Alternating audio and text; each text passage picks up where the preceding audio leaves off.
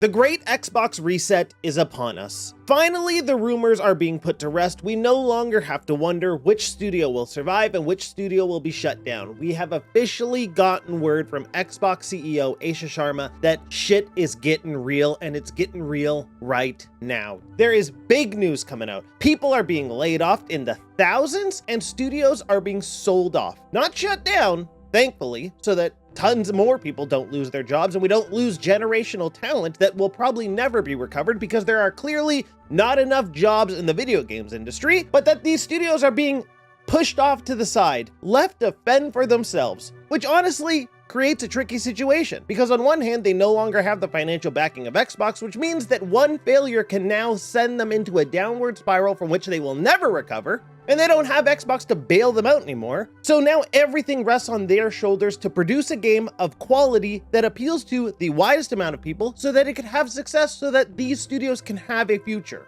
If you think what I'm saying sounds a little bit nuts and that it sounds depressing and sad, I mean, it is, unfortunately, but there is hope. Because now, without the grip of Microsoft squeezing these studios dry and hoping that they can produce whatever AI slop garbage that they want them to, they'll now be able to go back to their roots of true independent freedom and produce something that they actually believe in, that they know can hit the people that they need it to hit, that they won't go for unimaginable budgets just because Xbox is giving it to them. They know that they're going to have a smaller, dedicated team that will produce smaller, dedicated games for people who care about them. This is honestly good news. It sounds bad, but it's good. And it's all thanks to the Xbox reset. Asha Sharma sent an email today to everyone at Xbox letting them know that basically everything that they've done with Xbox for the last 10 years has been a complete disaster and has been the wrong decision every step of the way. It's something that a lot of us have known. Paying attention to any sort of Xbox news, it's very obvious that every single fucking thing they do is so fucking dumb and bad, and everybody knows it. They've gotten more negative press over the past 10 years than PlayStation has got for announcing that they're killing physical games. People just don't have faith in Xbox. People don't have faith in the way that it's been run, and people don't have faith in the games that they've been able to produce because almost everything has landed flat on its face and has been a disaster. So, the breaking news is that Asha Sharma has decided to begin the most significant restructure in Xbox history. After careful consideration, I've made the difficult decision to reduce our team by approximately 3,200 throughout fiscal year 27. This will include approximately 1,600 role eliminations today, and in addition, 4 studios will leave Xbox to new management. There's also a 5th studio, which is Arkane, that because of France laws is currently in the process of restructuring or being sold off or being shut down. It's not entirely clear there, but the rules don't apply the same way that they apply in America. So there's a whole different structure with that, but it looks like Arkane is in big trouble and that Blade was way over budget and in development for way too long, and they've created a whole new mess for themselves over there. Again, is that Arkane's fault or is it because of Xbox's poor management?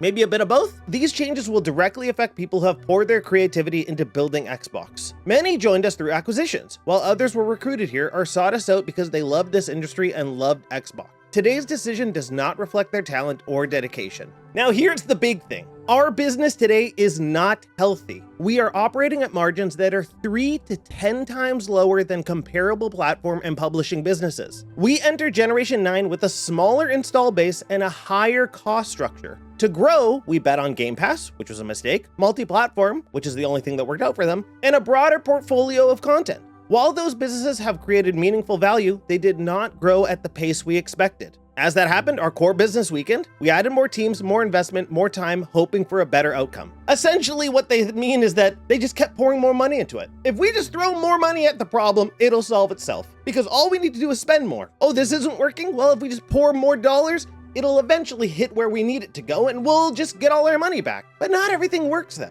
Not everything is based on imaginary value. Some things you actually need to produce something worthwhile so that people are actually interested, or else they won't spend their money on it. And if they don't spend their money on it, you're not getting any money from it, that's for sure. Since 2018, we have aggressively expanded our studio portfolio while the number of games created each month across the industry now outpaces the last 10 years combined. We now find ourselves competing not only with the largest publishers, but also with smaller independent studios. It is neither possible nor desirable to own every great independent studio. This goes back to during the acquisition of Xbox and Activision Blizzard, a lot of internal emails were leaked, and we found out that Xbox was basically trying to acquire every studio known to man, dude. They wanted to buy literally everybody because they don't care. All they saw was that the potential that they could own the studio so that they could produce results. Because what they needed was Game Pass to produce results. The more things that they could throw on Game Pass, the higher chance that people would subscribe to Game Pass because it was full of value. And the more people that they subscribe, the more money it generates. Because to them, it's kind of like Netflix, where it needs to hit like a certain peak of like anything below 30 million users, they're losing money. But as soon as they hit that magic number of like, whatever, 30, 40, 50 million users per month of Game Pass, now the dollars are churning.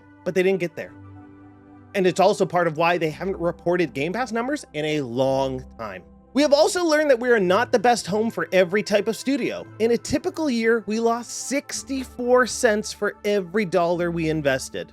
That's bad, dude. So because of that, they're going to reset Xbox, and we will help independent creators succeed by providing open development tools and audiences to realize their vision. And part of that is the restructuring of 4 studios, with a 5th on the way.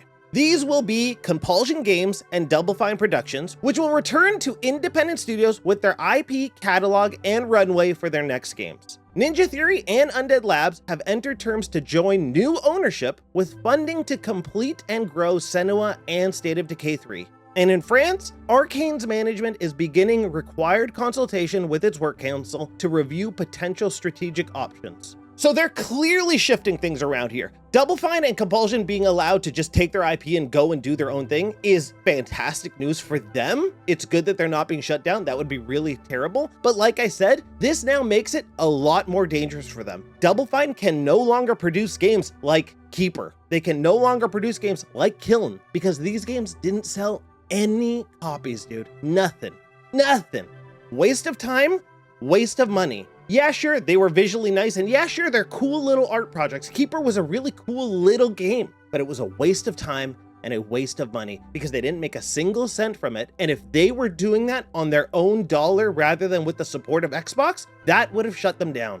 Kiln, a multiplayer game that I think reached a peak high of like 76 players or something stupid like that. I'm sorry, dude, but if you didn't see that coming from a mile away, you are mismanaged. You got the wrong idea about what your studio is capable of or what people care that comes out of your studio, man. People want Psychonauts. People want you on the next Banjo-Kazooie. People want you doing something that you know in your brain that you could produce great results at and that people respect you for. Go back to your classics. Go back to the inspiration that you had years ago. Try to pull something from the LucasArts catalog or something like that, Dig deep into your roots. Because Kiln and Keeper are not going to keep your business afloat. Same with Compulsion Games. Yeah, sure, you produce something really visually nice looking with South of Midnight, and a lot of people did like it. It was a cool platformer, but the combat was really, really bad. And clearly that wasn't the main goal of the game, so it didn't really need it. You were trying to just tell a really cool story through platforming and cool art style. Just do that, man. You didn't have to throw in the combat. You didn't have to dumb it down to that and just add in something bad because now you weakened your game. And if you didn't have Xbox backing you to keep you going, that probably would have been it for Compulsion, as sad as it is to say.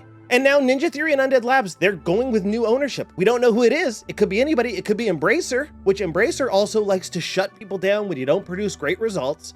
It could be PlayStation. I don't see why they would do that, but they would probably find success there. I just don't think that's a great idea for PlayStation to do that. And Arkane, what the hell's going on, man? They don't know what the fuck they're doing over there, it seems like. And they're in big trouble because Blade has set them on the wrong path. And beyond that, Asha Sharma also says we are making reductions across other units and in some cases shifting investment to focus on higher priority projects. These changes vary in size across Activision, Bethesda ZeniMax, Blizzard, King, Mojang, and Xbox Game Studios. None of our first-party publicly announced games or projects are being canceled as part of these reductions. The future of Xbox is going to be very different than what we know Xbox as today. Bethesda is now focusing on games that make it money. Fallout, Elder Scrolls, Quake, Doom, Wolfenstein. That's it, dude. Starfield, you're cut, dude. Halo, they gotta get their shit together because if Halo Campaign Evolved doesn't come together as a massive success, I am worried about the future of Halo